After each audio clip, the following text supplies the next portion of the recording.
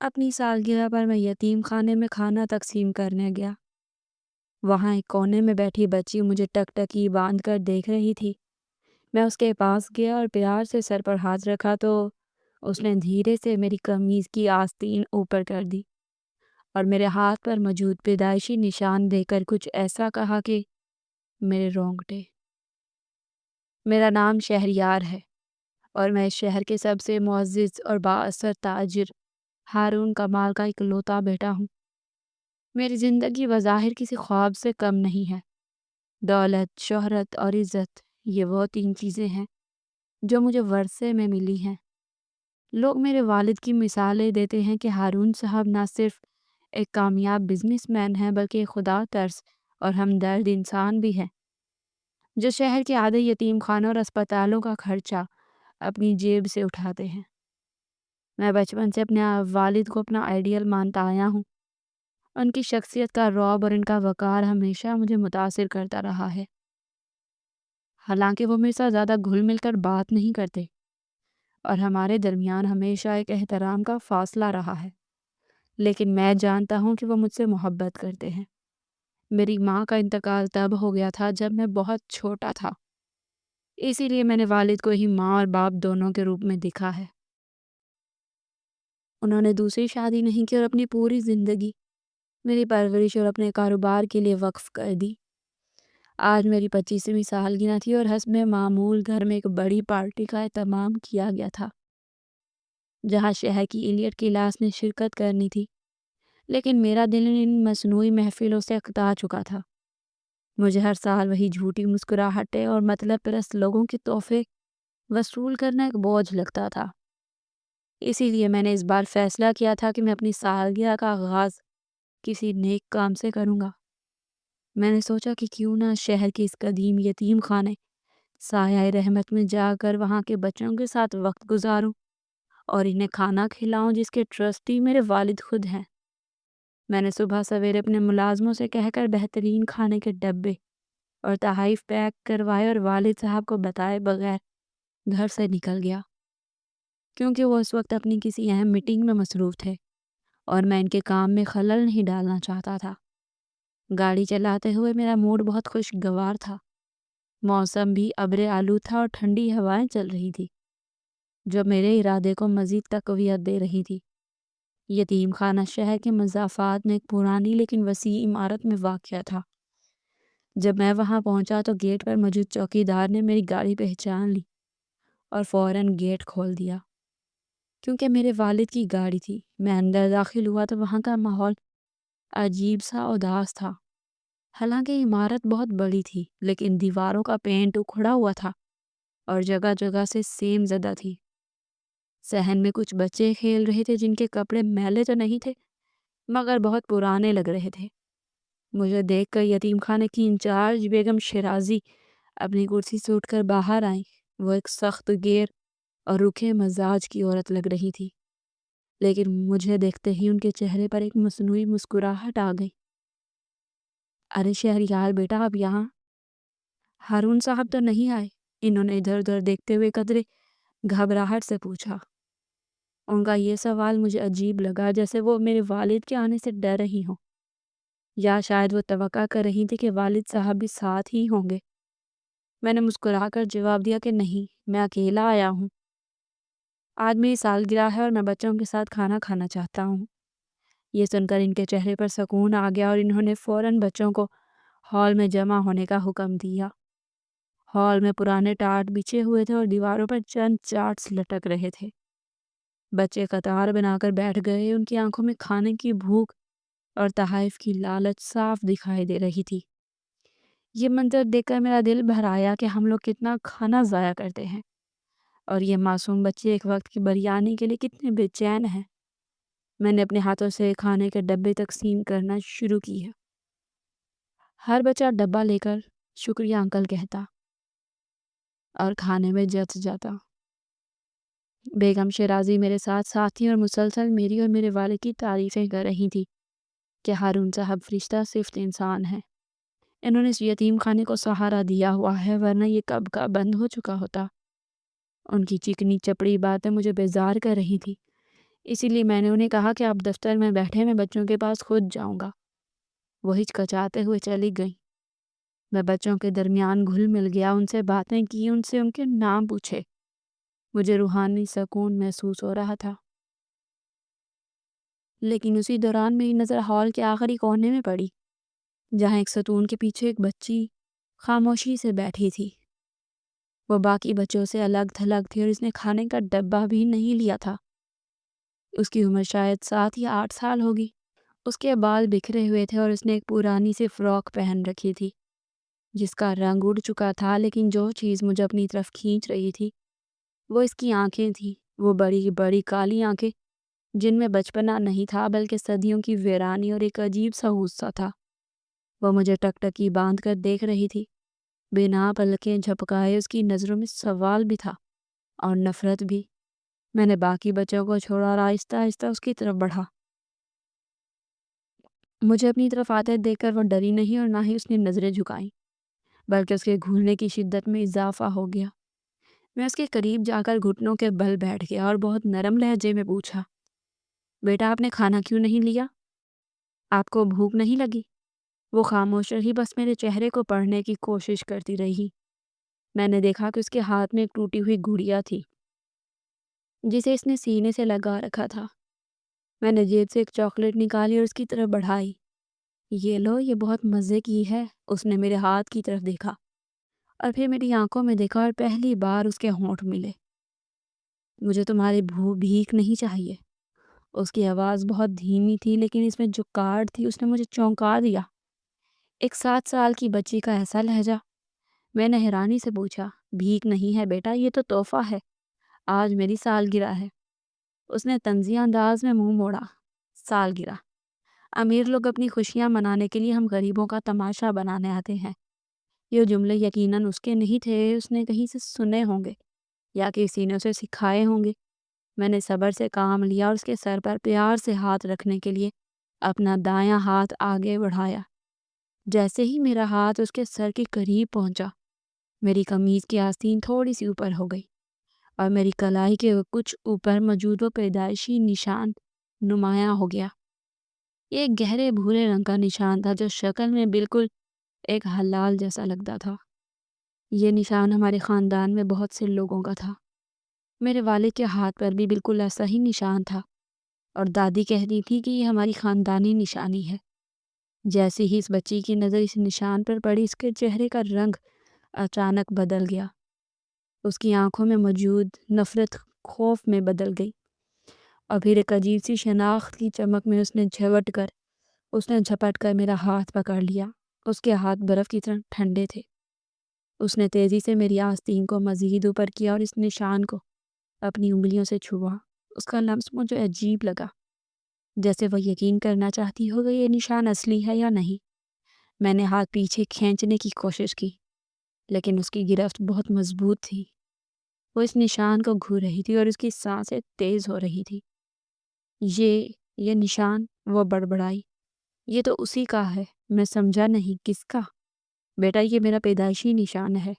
اس نے سر اٹھا کر میری آنکھوں میں دیکھا اور اس وقت اس کی آنکھوں میں آنسو تیر رہے تھے۔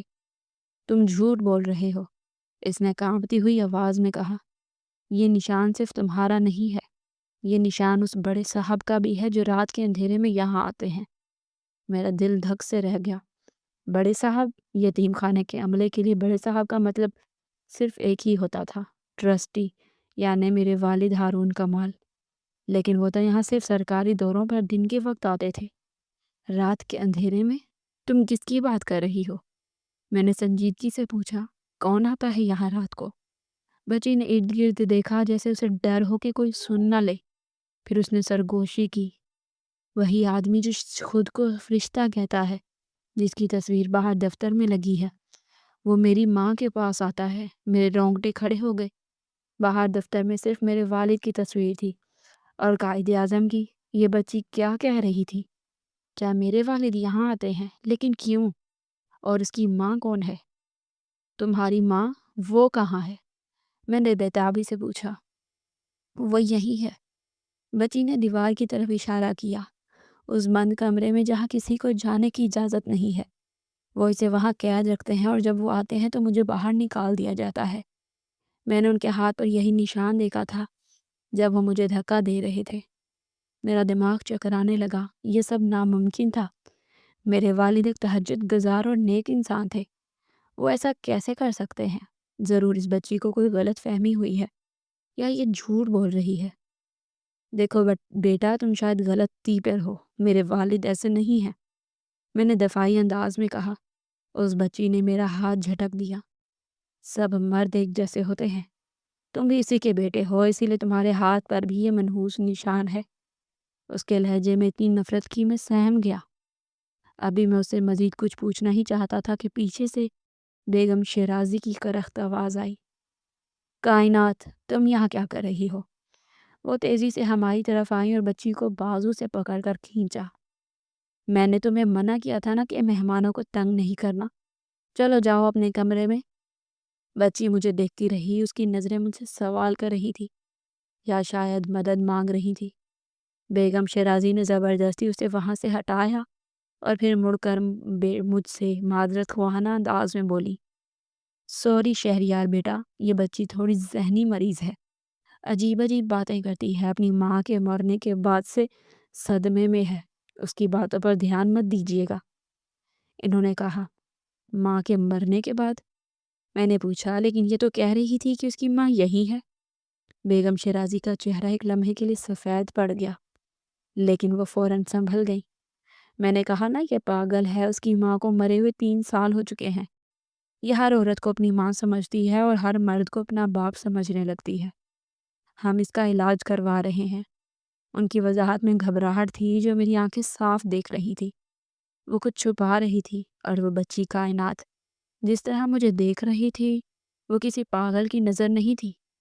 اس نے نشان کی نشاندہی کی تھی۔ اگر وہ پاگل تھی تو اسے کیسے پتہ چلا کہ بڑے صاحب کے ہاتھ پر بھی یہی نشان ہے؟ یہ نشان قمیض کے نیچے ہوتا ہے، جو عام طور پر نظر نہیں آتا جب تک کہ آستین اوپر نہ ہو۔ میرے والد ہمیشہ فل آستین پہنتے ہیں، تو اس بچی نے وہ نشان کیسے دیکھا؟ شکوک و شبہات کے بادل میرے ذہن پر منڈلانے لگے۔ میں نے بیگم شیرازی سے مزید بحث نہیں کی، کیونکہ میں جانتا تھا کہ اگر وہاں کچھ گڑبڑ ہے تو وہ مجھے آسانی سے نہیں بتائیں گی۔ میں نے وہاں سے جانے کا ارادہ کیا، لیکن میرا دل وہیں اس کونے میں رہ گیا تھا۔ میں گاڑی میں بیٹھا تو میرے ہاتھ کانپ رہے تھے۔ میں نے اپنی آستین اوپر کر کے اس نشان کو دیکھا جسے میں اپنی خوش قسمتی کی علامت سمجھتا تھا۔ آج وہ مجھے ایک داغ لگ رہا تھا۔ کیا میرے والد یہاں رات کو آتے ہیں؟ اور اگر آتے ہیں تو کیوں؟ کیا وہ بچی سچ کہہ رہی تھی؟ اور وہ بند کمرہ جس کا اس نے ذکر کیا تھا، وہاں کون ہے؟ اگر اس کی ماں مر چکی ہے تو وہ کسے قید رکھنے کی بات کر رہی تھی؟ سوالوں کا ایک طوفان تھا جو مجھے اندر سے کھوکھلا کر رہا تھا۔ میں نے گاڑی سٹارٹ کی اور گھر کی طرف روانہ ہوا، لیکن اب میرا موڈ خوشگوار نہیں تھا۔ میرے ذہن میں ایک ہی تصویر گھوم رہی تھی، اس بچی کی ویران آنکھیں اور اس کا وہ جملہ، تمہارے ہاتھ پر بھی یہ منحوس نشان ہے۔ گھر پہنچ کر میں سیدھا اپنے کمرے میں گیا۔ پارٹی کی تیاریاں عروج پر تھیں، لیکن مجھے اب کسی چیز میں دلچسپی نہیں تھی۔ میں نے والد صاحب کے کمرے کی طرف دیکھا، وہ ابھی تک نہیں آئے تھے۔ میں ان کا انتظار کرنے لگا۔ شام کو جب وہ آئے تو میں نے نوٹ کیا کہ وہ تھکے ہوئے لگ رہے تھے۔ میں ان کے پاس گیا اور سلام کیا۔ انہوں نے میرے سر پر ہاتھ رکھا۔ سالگرہ مبارک ہو شہریار، معاف کرنا میں صبح تمہیں وش نہیں کر سکا، کام کا بوجھ بہت ہے۔ ان کا لہجہ وہی شفیق تھا، ہمیشہ کی طرح۔ میں نے ان کی کلائی کی طرف دیکھا جو کف والے بٹنوں میں چھپی ہوئی تھی۔ میرا دل چاہا کہ ان کی آستین اوپر کر کے دیکھوں، کیا نشان اب بھی وہی ہے یا وہ بدل گیا ہے؟ یہ ایک احکامانہ سوچ تھی۔ میں نے ہمت کر کے پوچھا، بابا آپ سایہ رحمت یتیم خانے آخری بار کب گئے تھے؟ میری اس اچانک سوال پر وہ رکے۔ انہوں نے ٹائی کی گرہ ڈھیلی کرتے ہوئے میری طرف دیکھا۔ ان کی آنکھوں میں ایک لمحے کے لیے چوکنا پن آیا۔ کیوں؟ خیریت، تم وہاں گئے تھے کیا؟ ان کا سوال سادہ تھا لیکن لہجہ تکنیشی تھا۔ جی میں صبح وہیں گیا تھا، بچوں کو کھانا کھلانے۔ میں نے بتایا، وہاں کی حالت کافی خراب ہے، مجھے لگا آپ کو کافی عرصہ ہو گیا وہاں پر گئے۔ والد صاحب نے ایک گہری سانس لی اور کرسی پر بیٹھ گئے۔ ہاں بیٹا، تم صحیح کہہ رہے ہو، مصروفیت اتنی بڑھ گئی ہے کہ وہاں جانے کا وقت ہی نہیں ملتا۔ میں نے بیگم شیرازی پر سب کچھ چھوڑ رکھا ہے۔ ویسے سب ٹھیک تھا نا؟ وہاں کوئی مسئلہ تو نہیں ہوا؟ وہ میری طرف نہیں دیکھ رہے تھے بلکہ میز پر رکھی فائلوں کو درست کر رہے تھے۔ یہ باڈی لینگویج ماہر نفسیات بتاتے ہیں کہ جب انسان کچھ چھپا رہا ہو تو وہ نظریں چراتا ہے۔ نہیں، سب ٹھیک تھا، بس ایک بچی ملی تھی، کائنات نام کی۔ میں نے جان بوجھ کر نام لیا۔ والد صاحب کا ہاتھ فائلوں پر رک گیا۔ ایک پل کے لیے کمرے میں مکمل سناٹا چھا گیا۔ پھر انہوں نے نارمل ہونے کی کوشش کی۔ کائنات، ہاں شاید کوئی نئی بچی ہوگی۔ وہاں تو سینکڑوں بچے ہیں، نام یاد ہی نہیں رہتے۔ چلو جاؤ، تیار ہو جاؤ، مہمان آنے والے ہیں۔ انہوں نے بات ہی ختم کر دی اور مجھے جانے کا اشارہ کیا، لیکن ان کا وہ ایک پل کا توقف مجھے سب کچھ بتا گیا تھا۔ وہ کائنات کو جانتے تھے۔ نام سنتے ہی ان کے جسم میں جو تناؤ پیدا ہوا تھا وہ میں نے محسوس کر لیا تھا۔ میرا شک اب یقین میں بدل گیا تھا۔ اس یتیم خانے کی دیواروں کے پیچھے کوئی ایسا راز دفن ہے جس کا تعلق میرے والد اور اس بچی سے ہے، شاید مجھ سے بھی۔ پارٹی کے دوران میرا ذہن بھٹکتا رہا۔ لوگ مجھے مبارکباد دے رہے تھے اور میں کائنات کے بارے میں سوچ رہا تھا۔ مجھے بیگم شیرازی کی گھبراہٹ اور والد صاحب کا رد عمل بار بار یاد آ رہا تھا۔ رات کو جب سب مہمان چلے گئے، میں اپنے کمرے میں تنہا لیٹا تو میں نے فیصلہ کیا کہ میں اس طرح خاموش نہیں بیٹھوں گا۔ مجھے سچ جاننا تھا، چاہے وہ کتنا ہی کڑوا کیوں نہ ہو۔ اگر میرا باپ وہ فرشتہ نہیں جو میں سمجھتا ہوں تو پھر وہ کون ہے؟ اور اس بچی کا اس نشان سے کیا تعلق ہے؟ میں نے کروٹ بدلی اور کھڑکی سے باہر دیکھا۔ چاند بادلوں میں چھپا ہوا تھا، بالکل ویسے ہی جیسے میرے خاندان کا راز اس یتیم خانے میں چھپا ہوا تھا۔ مجھے کائنات کی ماں کو ڈھونڈنا تھا۔ اگر وہ زندہ ہے تو وہ اس بند کمرے میں ہوگی، اور اگر وہ مر چکی ہے تو پھر کائنات کس سے ملتی ہے؟ میں نے اگلے دن دوبارہ وہاں جانے کا منصوبہ بنایا، لیکن اس بار دن کے اجالے میں نہیں بلکہ رات کے اندھیرے میں، تاکہ میں دیکھ سکوں کہ وہاں واقعی بڑے صاحب وہاں آتے ہیں۔ یہ خطرناک قدم تھا، لیکن سچائی کی تلاش مجھے وہاں کھینچ رہی تھی۔ مجھے نہیں معلوم تھا کہ میں کس دلدل میں پیر رکھنے جا رہا ہوں، اور یہ نشان جو میرے ہاتھ پر ہے یہ مجھے کس انجام تک لے کر جائے گا۔ لیکن ایک بات طے تھی کہ آج کی سالگرہ میری زندگی کی آخری پرسکون سالگرہ تھی، کیونکہ کل سے میری زندگی میں ایک نیا باب کھلنے والا تھا جس کا عنوان تھا دھوکہ۔ رات کے 2 بج رہے تھے اور میرا پرتعیش بیڈ روم مجھے کسی قید خانے کی طرح لگ رہا تھا، جہاں نرم و گداز بستر پر لیٹ کر بھی مجھے کانٹے چبھ رہے تھے۔ میری آنکھوں سے نیند کوسوں دور تھی اور ذہن میں ایک ہی تصویر بار بار بھر رہی تھی، اس چھوٹی سی بچی کائنات کی ویران آنکھیں اور اس کا وہ جملہ کہ یہ نشان تمہارے باپ کے ہاتھ پر بھی ہے، میرے کانوں میں گونج رہا تھا۔ میں نے کروٹ بدلی اور کھڑکی سے باہر دیکھا، جہاں پورا شہر خاموشی کی چادر اوڑھے سو رہا تھا، مگر میرے اندر ایک طوفان برپا تھا۔ میں اپنے باپ کو جانتا تھا۔ وہ میرے لیے ایک آئیڈیل تھے، ایک ایسے انسان جنہوں نے مجھے ماں اور باپ دونوں کا پیار دیا تھا۔ کیا وہ واقعی اتنے بڑے منافق ہو سکتے ہیں؟ کیا وہ اپنی ہی اولاد کو یتیم خانے کی خاک چھاننے کے لیے چھوڑ سکتے ہیں؟ میرا دل کہہ رہا تھا کہ یہ ناممکن ہے، مگر میرا دماغ اس بچی کے یقین اور بیگم شیرازی کی گھبراہٹ کو نظر انداز نہیں کر پا رہا تھا۔ مجھے سکون نہیں مل رہا تھا اور میں جانتا تھا کہ جب تک میں اپنی آنکھوں سے سچ نہیں دیکھ لوں گا مجھے چین نہیں آئے گا۔ میں نے فیصلہ کیا کہ میں ابھی اسی وقت وہاں جاؤں گا اور اس راز سے پردہ اٹھاؤں گا۔ میں نے آہستگی سے بستر چھوڑا اور کمرے سے باہر نکل پڑا۔ پورا گھر سناٹے میں ڈوبا ہوا تھا۔ میں دبے پاؤں سیڑھیاں اترا اور گیراج کی طرف بڑھا۔ میں نے اپنی گاڑی کے بجائے ڈرائیور کی پرانی موٹر سائیکل کی چابی اٹھائی، جو گیراج کے کونے میں لٹکی رہتی تھی، کیونکہ گاڑی کی آواز سے چوکیدار جاگ سکتا تھا اور موٹر سائیکل کو میں خاموشی سے گیٹ تک باہر دھکیل کر لے جا سکتا تھا۔ رات کی خنکی میرے چہرے سے ٹکرا رہی تھی، مگر میرے جسم میں ایک عجیب سی تپش تھی۔ میں نے موٹر سائیکل کو گھر سے کچھ دور لے جا کر سٹارٹ کیا اور اسی راستے پر چل پڑا جو صبح میں نے ایک مخیر شخصیت بن کر طے کیا تھا، مگر اب میں ایک سوالی بن کر جا رہا تھا۔ سڑکیں ویران تھی اور اسٹریٹ لائٹس کی مدھم روشنی میں درختوں کے سائے لمبے اور ڈراؤنے لگ رہے تھے۔ تقریباً آدھے گھنٹے بعد میں یتیم خانے سایہ رحمت کی اس قدیم عمارت کے سامنے تھا۔ رات کے اندھیرے میں یہ عمارت اور بھی زیادہ پر اسرار اور اداس لگ رہی تھی۔ میں نے موٹر سائیکل کو ایک گلی میں چھپایا اور پیدل دیوار کے ساتھ چلنے لگا۔ مین گیٹ پر موجود چوکی دار تھا، اسی لیے وہاں سے جانا خطرے سے خالی نہیں تھا۔ مجھے یاد آیا کہ عمارت کے پچھلے حصے میں دیوار کا کچھ حصہ ٹوٹا ہوا تھا، جہاں صبح میں نے کچھ آوارہ کتوں کو اندر جاتے دیکھا تھا۔ میں اس طرف بڑھا اور دیوار کے ٹوٹے ہوئے حصے سے بہت احتیاط سے اندر داخل ہو گیا۔ میرے جوتوں کی آواز خشک پتوں پر ہوتی تو میں ڈر کر رک گیا، مگر وہاں کوئی نہیں تھا۔ چاروں طرف گہرا سناٹا تھا، صرف دور کسی کتے کے بھونکنے کی آواز آ رہی تھی۔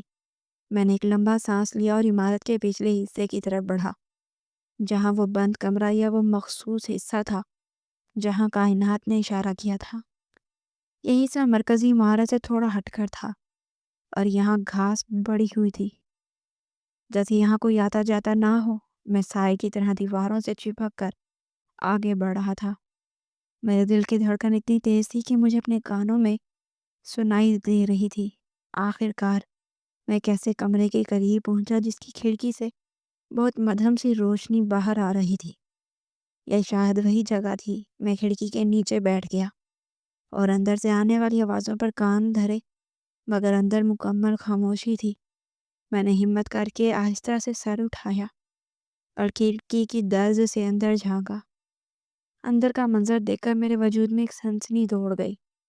کمرے میں ایک پرانے سے بیڈ پر وہی بچی کائنات بیٹھی تھی۔ وہ سو نہیں رہی تھی بلکہ اپنے گھٹنوں میں سر دیے شاید رو رہی تھی یا کچھ سوچ رہی تھی، اور اس کے پاس ہی دوسرے بیڈ پر ایک عورت لیٹی ہوئی تھی جس کا چہرہ دوسری طرف تھا اور وہ شاید سو رہی تھی۔ کمرے کی حالت بہت خستہ تھی۔ پلستر اکھڑا ہوا تھا اور فرنیچر کے نام پر صرف 2 ٹوٹے ہوئے پلنگ تھے اور ایک میز تھی۔ یہ میرے منظر میرے دل کو چیر گیا۔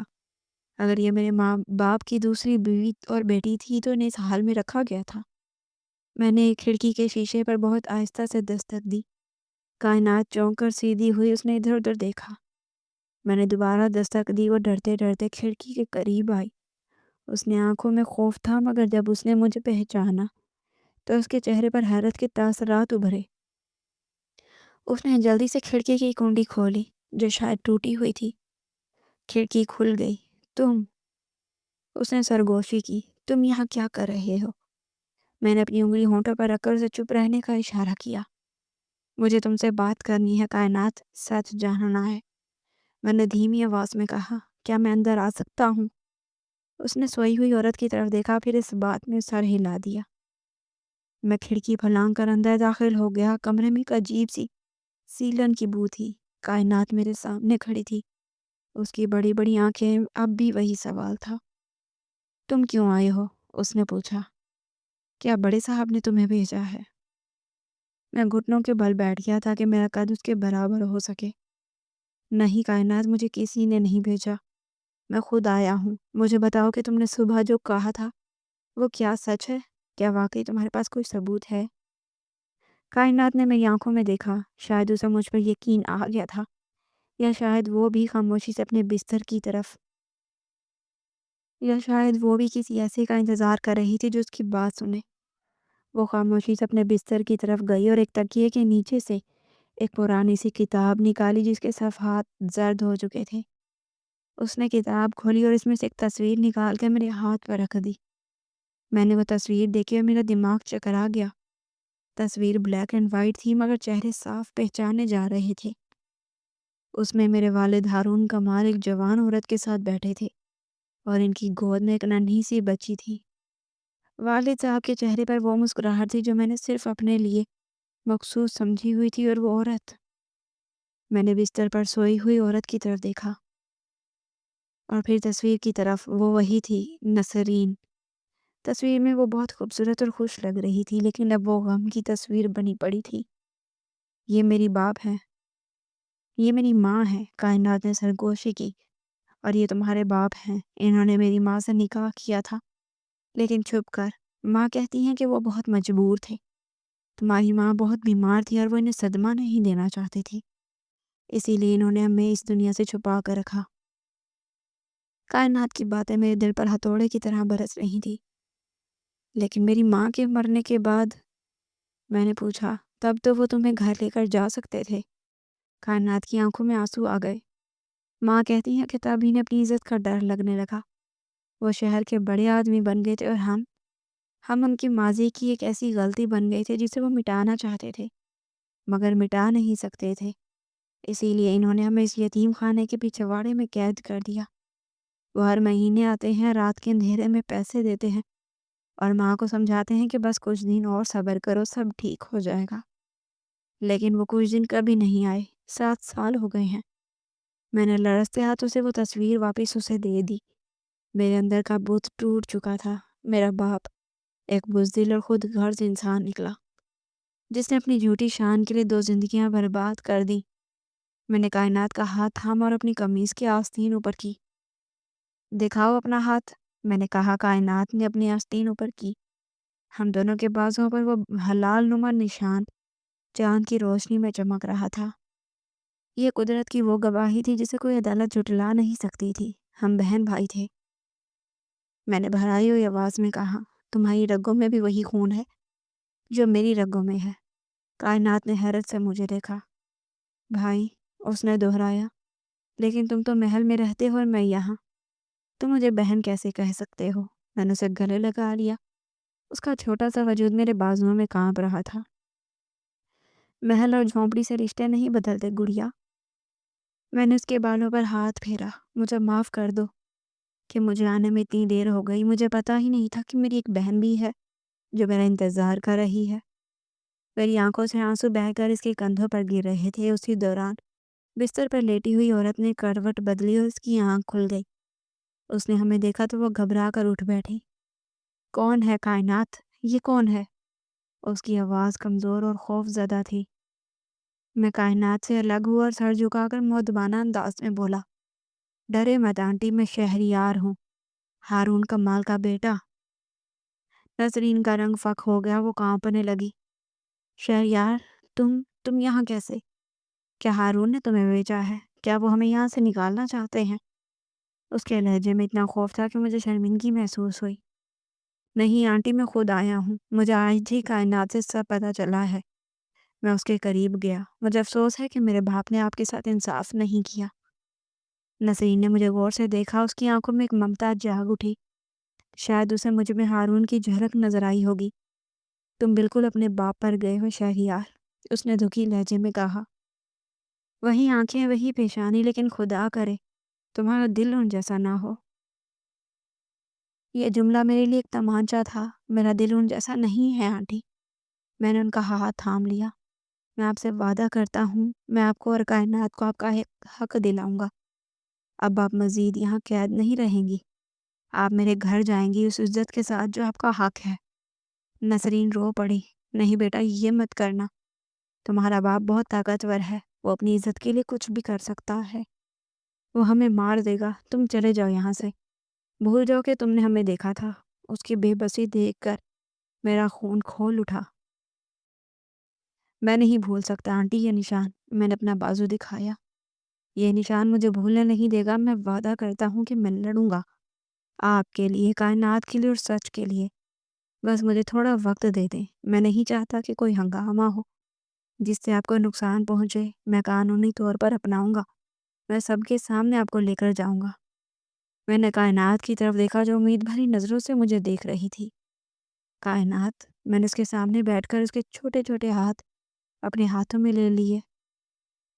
آج تمہارا بھائی تم سے وعدہ کرتا ہے کہ بہت جلد وہ دن آئے گا جب تم اس یتیم خانے کے دروازے سے نہیں بلکہ ہمارے گھر کے مین گیٹ سے اندر داخل ہوگی۔ کوئی تمہیں چھپا نہیں سکے گا۔ یہ میرا تم سے وعدہ ہے۔ کائنات نے میرے ہاتھوں کو چوما۔ مجھے یقین ہے بھائی، اس نے مسکرا کر کہا۔ ماں کہتی تھی کہ خدا کے ہاں دیر ہے اندھیر نہیں۔ شاید تم ہی وہ فرشتہ ہو جس کا ہمیں انتظار تھا۔ مجھے وہاں مزید رکنا خطرے سے خالی نہیں تھا، کیونکہ اگر بیگم شہرازی یا چوکیدار نے دیکھ لیا تو معاملہ بگڑ سکتا تھا، اور میں ابھی کسی تصادم کے لیے تیار نہیں تھا۔ مجھے پہلے جا کر والد صاحب سے بات کرنی تھی، اور اگر وہ نہ مانے تو پھر مجھے دوسرا راستہ اختیار کرنا تھا۔ میں اب چلتا ہوں۔ میں نے اٹھتے ہوئے کہا، لیکن میں بہت جلد واپس آؤں گا۔ تب تک آپ لوگوں نے ہمت نہیں ہارنی اور کسی کو مت بتانا کہ میں یہاں آیا تھا۔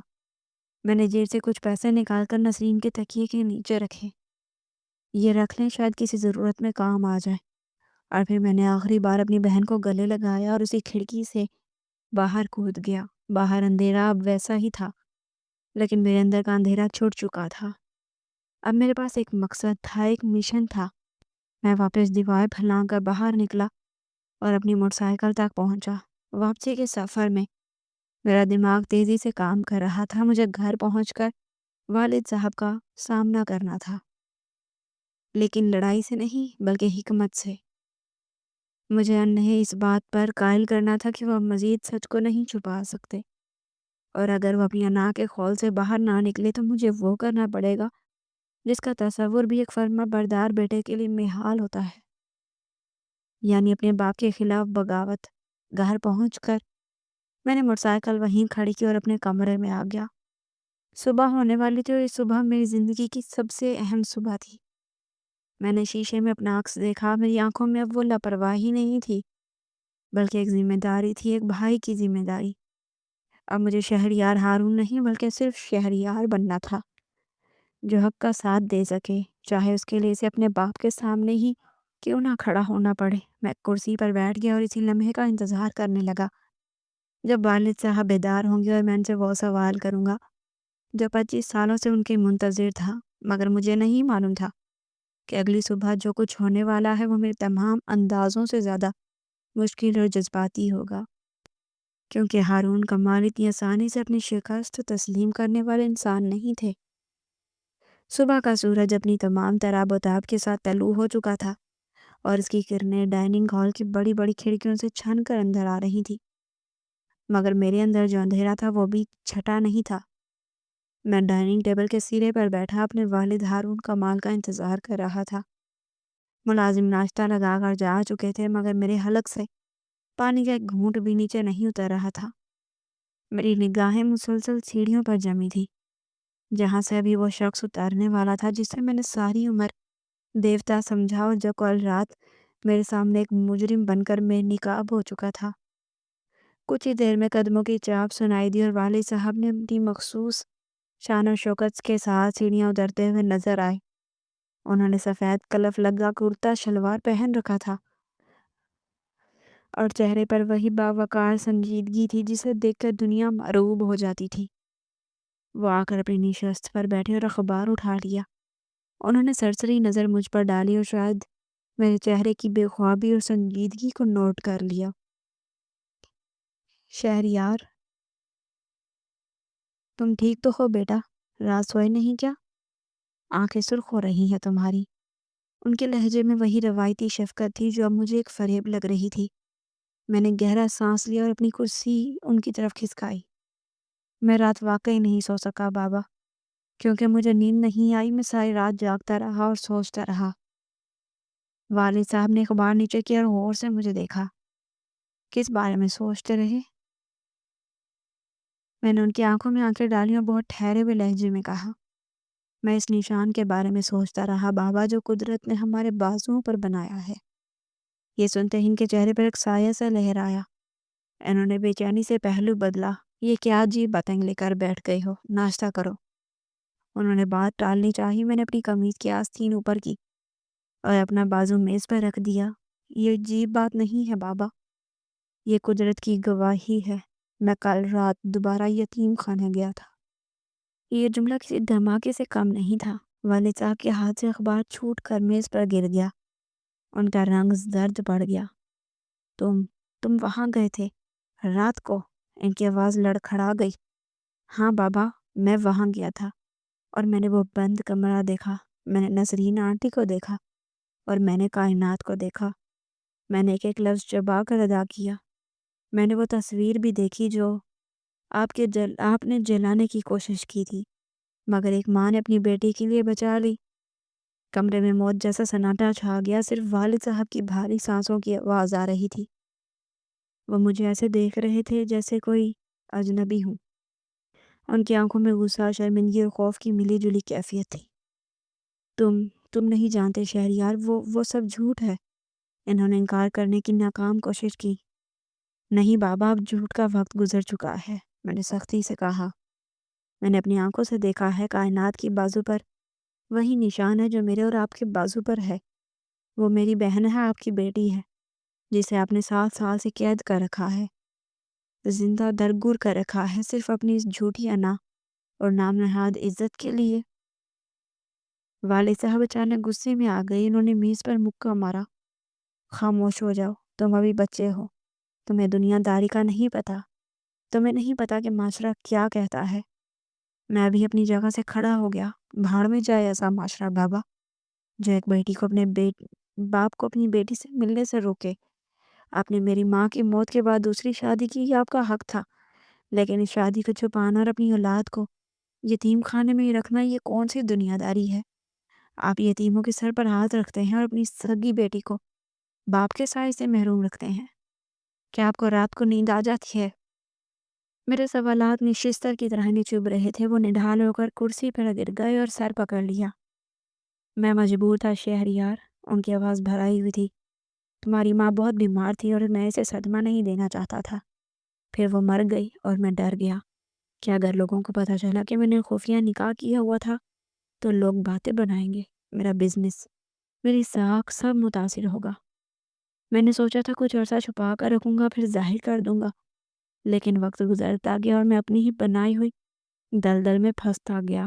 وہ رو رہے تھے، ایک نامور شخصیت میرے سامنے کمزور انسان بن کر رو رہی تھی، لیکن مجھے ان پر ترس نہیں آیا۔ وقت نہیں گزرا بابا، آپ نے وقت گزارا۔ آپ نے اپنی عزت کو بچاتے بچاتے اپنا ضمیر مار بیٹھے۔ میں نے فیصلہ کن لہجے میں کہا، لیکن اب اور نہیں، آج فیصلہ ہوگا ابھی اور اسی وقت۔ والد صاحب نے سر اٹھا کر مجھے دیکھا۔ کیسا فیصلہ؟ میں نے ان کی طرف ایک قدم بڑھایا۔ آپ ابھی میرے ساتھ چلیں گے، اپنی گاڑی میں دن کے اجالے میں، اور نسرین آنٹی اور کائنات کو عزت کے ساتھ اس گھر میں لائیں گے۔ والد صاحب گھبرا گئے۔ یہ ناممکن ہے شہریار، لوگ کیا کہیں گے، میڈیا کیا کہے گا، میں برباد ہو جاؤں گا۔ ان کا ڈر اب بھی ان کی محبت پر حاوی تھا۔ مجھے افسوس ہوا، لیکن میں نے اپنا آخری پتہ کھیلا۔ ٹھیک ہے بابا، اگر آپ کو اپنی عزت اتنی پیاری ہے تو پھر سن لیں، میں اس گھر میں نہیں رہوں گا۔ میں آج ہی یہ گھر چھوڑ کر جا رہا ہوں اور سیدھا میڈیا کے پاس جاؤں گا۔ میں انہیں بتاؤں گا کہ ہارون کمال کا بیٹا گھر چھوڑ کر کیوں گیا۔ میں سب کو سچ بتا دوں گا، پھر دیکھتے ہیں آپ کی عزت بچتی ہے یا نہیں۔ یہ دھمکی کام کر گئی۔ والد صاحب کے چہرے پر ہوائیاں اڑنے لگی۔ وہ جانتے تھے کہ میں یہ کر گزروں گا، کیونکہ میں انہی کا بیٹا تھا، ضدی اور اصول پسند۔ نہیں شہریار، تم ایسا نہیں کر سکتے، تم اپنے باپ کو رسوا کرو گے۔ میں آپ کو رسوا نہیں کر رہا بابا، میں آپ کو موقع دے رہا ہوں اپنی غلطی سدھارنے کا۔ میں ان کے قریب گیا اور گھٹنوں کے بل بیٹھ کر ان کے ہاتھ تھام لیے۔ بابا، عزت سچ میں ہوتی ہے، چھپانے میں نہیں۔ کائنات آپ کی بیٹی ہے، اسے گلے لگائیں اور اسے وہ نام دیں جو اس کا حق ہے۔ یقین کریں آپ کا قد لوگوں کی نظروں میں کم نہیں ہوگا، بلکہ بڑھ جائے گا۔ اور اگر آپ نے ایسا نہیں کیا تو یاد رکھیں آپ ایک بیٹا بھی کھو دیں گے، کیونکہ میں اس گھر میں اس ظلم کے ساتھ نہیں رہ سکتا۔ والد صاحب نے میری آنکھوں میں دیکھا۔ شاید انہیں مجھ میں اپنا عکس نظر آیا، یا شاید ان کا ضمیر جاگ اٹھا تھا۔ انہوں نے میرے ہاتھوں کو بھینچا اور ان کی آنکھوں سے آنسو بہہ نکلے۔ تم جیت گئے شہریار، تم جیت گئے۔ شاید میں واقعی بھٹک گیا تھا، دولت اور عزت کی ہوس نے مجھے اندھا کر دیا تھا۔ میں نے اپنی پھول جیسی بیٹی کو کانٹوں پر سلایا۔ میں گناہ گار ہوں۔ وہ پھوٹ پھوٹ کر رونے لگے۔ میں نے انہیں گلے لگا لیا اور کچھ دیر انہیں رونے دیا تاکہ ان کے اندر کا زہر آنسوں کے راستے بہہ جائے۔ پھر میں نے انہیں سہارا دے کر اٹھایا۔ چلیے بابا، دیر مت کریں، کائنات انتظار کر رہی ہے۔ والد صاحب نے اپنے آنسو پونچھے اور سر ہلایا۔ ہاں چلو، میں اب مزید دیر نہیں کروں گا۔ ہم دونوں گھر سے نکلے۔ پورچ میں گاڑی کھڑی تھی۔ ڈرائیور نے دروازہ کھولا، لیکن والد صاحب نے اسے اشارہ کیا۔ آج میں خود گاڑی چلاؤں گا، انہوں نے کہا۔ ہم دونوں گاڑی میں بیٹھے اور سایہ رحمت کی طرف روانہ ہو گئے۔ راستہ وہی تھا مگر منزل بدل چکی تھی۔ آج ہم چھپ کر نہیں جا رہے تھے بلکہ سینہ تان کر جا رہے تھے۔ جب ہم یتیم خانے کے گیٹ پر پہنچے تو وہاں موجود گارڈ نے حیرت سے گاڑی کو دیکھا، کیونکہ ہارون صاحب کا اس وقت آنا معمول کے خلاف تھا۔ گیٹ کھلا اور گاڑی اندر داخل ہوئی۔ بیگم شیرازی دفتر سے باہر بھاگی آئیں۔ ان کے چہرے پر وہی گھبراہٹ تھی جو کل رات تھی۔ ہارون صاحب خیر تو ہے آپ اس وقت؟ انہوں نے چاپلوسی سے پوچھا۔ والد صاحب گاڑی سے اترے۔ ان کا انداز بدلا ہوا تھا۔ اب ان کے کندھے جھکے ہوئے نہیں تھے بلکہ ان میں ایک نئی طاقت تھی۔ بیگم شیرازی، نسرین اور کائنات کو بلاؤ، ان کا سامان پیک کرواؤ، ہمارے ساتھ گھر جا رہی ہیں۔ والد صاحب کی گرجدار آواز سن کر بیگم شیرازی ہکا بکا رہ گئی۔ جی گھر؟ لیکن سر لوگ، میں نے کہا بلاؤ انہیں۔ والد صاحب نے ایسی ڈانٹ پلائی کہ بیگم شیرازی کانپ گئی۔ اور سن لو، آج کے بعد میں یتیم خانے میں کوئی بے قاعدگی برداشت نہیں کروں گا، میں خود آڈیٹ کروں گا۔ بیگم شیرازی بھاگتی ہوئی اندر گئی۔ میں اور بابا وہیں صحن میں کھڑے رہے۔ چند منٹ بعد وہ لمحہ آ گیا جس کا مجھے انتظار تھا۔ نسرین آنٹی اور کائنات برآمدے میں نمودار ہوئی۔ نسرین آنٹی نے ایک سادہ سی چادر اوڑھ رکھی تھی اور کائنات نے وہی پرانی فراق پہنی تھی، لیکن اس کے ہاتھ میں اس کی وہ ٹوٹی ہوئی گڑیا تھی۔ کائنات نے ہمیں دیکھا تو وہ ڈر کر اپنی ماں کے پیچھے چھپ گئی۔ اسے یقین نہیں آ رہا تھا کہ وہ بڑے صاحبہ اسے لینے آئے ہیں۔ والد صاحب آہستہ قدموں سے چلتے ہوئے ان کے قریب گئے۔ نسرین آنٹی سر جھکائے کھڑی تھیں، ان کی آنکھوں میں آنسو تھے۔ والد صاحب کائنات کے سامنے گھٹنوں کے بل بیٹھ گئے اور اپنے ہاتھ پھیلائے۔ کائنات، میری پیاری بیٹی، میرے پاس آؤ۔ ان کی آواز میں اتنا درد اور پیار تھا کہ کائنات جھجکتے ہوئے باہر نکلی۔ اس نے میری طرف دیکھا۔ میں نے مسکرا کر سر ہلایا، جیسے کہہ رہا ہوں کہ جاؤ سب ٹھیک ہے۔ کائنات دھیرے دھیرے چلتی ہوئی والد صاحب کے قریب گئی۔ والد صاحب نے اسے گلے لگایا اور دیوانہ وارث کا ماتھا چومنے لگے۔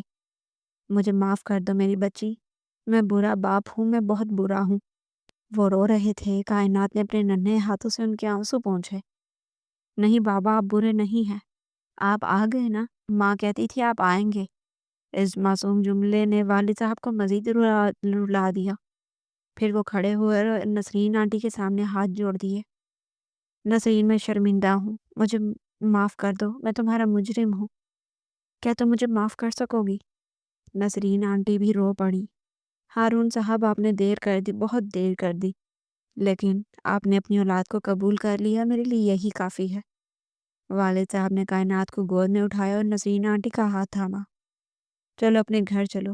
یہ منظر دیکھ کر میری بھی آنکھیں نم ہو گئی۔ یتیم خانے کا عملہ اور باقی بچے حیرت سے یہ سب دیکھ رہے تھے، لیکن کسی میں بولنے کی ہمت نہیں تھی۔ ہم گاڑی میں بیٹھے، کائنات میری گود میں بیٹھی اور نسرین آنٹی پچھلی سیٹ پر۔ والد صاحب گاڑی چلا رہے تھے اور بار بار مڑ کر کائنات کو دیکھ رہے تھے، جیسے یقین نہ آ رہا ہو کہ یہ خواب نہیں حقیقت ہے۔ گھر کا سفر خاموشی سے کٹا، مگر یہ خاموشی بہت پرسکون تھی۔ جب ہم گھر پہنچے تو ملازم حیران تھے کہ صاحب کے ساتھ یہ کون لوگ ہیں۔ والد صاحب نے سب کو لاؤنج میں جمع کیا اور کائنات کا ہاتھ پکڑ کر سب کے سامنے کھڑے ہوئے۔ سنو سب لوگ، یہ نسرین بیگم ہے میری بیوی، اور یہ کائنات ہے میری بیٹی اور اس گھر کی چھوٹی مالکن۔ آج سے ان کا حکم بھی وہی ہوگا جو میرا ہے۔ ملازموں نے سر جھکا کر اطاعت کا اظہار کیا۔ میں نے انہیں دیکھا۔ کائنات حیرت سے اس عالیشان گھر کو دیکھ رہی تھی۔ فانوس، قالین، صوفے، یہ سب اسی کے لیے کسی پریوں کی کہانی جیسا تھا۔ میں اس کے پاس گیا اور اس کا ہاتھ تھاما۔ آؤ گڑیا، میں تمہیں تمہارا کمرہ دکھاؤں۔ میں اسے لے کر کمرے میں گیا۔ میں نے اس کے لیے وہی کمرہ تیار کروایا جو میرے کمرے کے ساتھ تھا اور جسے میں نے راتوں رات ملازمین کو کہہ کر سیٹ کروا دیا تھا۔ کائنات کمرے میں داخل ہوئی تو اس کی آنکھیں چمک اٹھی۔ وہاں ڈھیر سارے کھلونے، نئے کپڑے اور ایک نرم بستر تھا۔ وہ بھاگ کر بستر پر چڑھی اور اچھلنے لگی۔ اس کی ہنسی کی آواز سے پورا کمرہ گونج اٹھا۔ یہ وہ آواز تھی جس کی اس ویران محفل کو برسوں سے تلاش تھی۔ نسرین آنٹی دروازے پر کھڑی رو رہی تھی، لیکن یہ خوشی کے آنسو تھے۔ شام کو والد صاحب نے ایک پریس کانفرنس ملائی۔ میں نے انہیں منع بھی کیا، لیکن وہ بضد تھے۔ انہوں نے میڈیا کے سامنے اعتراف کیا کہ انہوں نے اپنی دوسری شادی چھپائی تھی اور اب وہ فخر سے اپنی فیملی کو اپنا رہے ہیں۔ دنیا نے باتیں بنائی، کچھ نے تنقید کی، کچھ نے سراہا، لیکن والد صاحب کو اب کوئی پرواہ نہیں تھی، کیونکہ انہیں وہ سکون مل گیا تھا جو شہرت میں نہیں تھا۔ رات کو کھانے کی میز پر ہم سب ساتھ بیٹھے تھے۔ کائنات والد صاحب کی گود میں بیٹھی انہیں اپنے ہاتھوں سے کھانا کھلا رہی تھی اور والد صاحب ایسے خوش تھے جیسے انہیں دنیا کا خزانہ مل گیا ہو۔ میں ان سب کو دیکھ رہا تھا اور مسکرا رہا تھا۔ اچانک کائنات نے میری طرف دیکھا اور اپنی آستین اوپر کر کے وہ نشان دکھایا۔ بھائی دیکھو، میرا چاند چمک رہا ہے۔ میں نے بھی اپنی آستین اوپر کی۔ ہاں گڑیا، یہ چاند کبھی نہیں ڈوبے گا کیونکہ اب ہمارے بیچ کوئی دیوار نہیں ہے۔ اس رات میں بہت سکون سے سویا کیونکہ میں نے صرف اپنی بہن کو نہیں ڈھونڈا تھا بلکہ میں نے اپنے باپ کو بھی کھو کر دوبارہ پا لیا تھا۔ اور یہ سب اس ایک نشان کی بدولت تھا جس نے ہمیں جوڑ رکھا تھا۔ راز کھل چکا تھا لیکن اس راز نے ہمیں توڑا نہیں بلکہ پہلے سے زیادہ مضبوط کر دیا تھا۔ اب ہم ایک مکمل خاندان تھے اور یہی میری سالگرہ کا سب سے بہترین تحفہ تھا۔ ختم۔ اگر آپ سب کو کہانی پسند آئی ہے تو چینل کو سبسکرائب لازمی کریں۔ شکریہ۔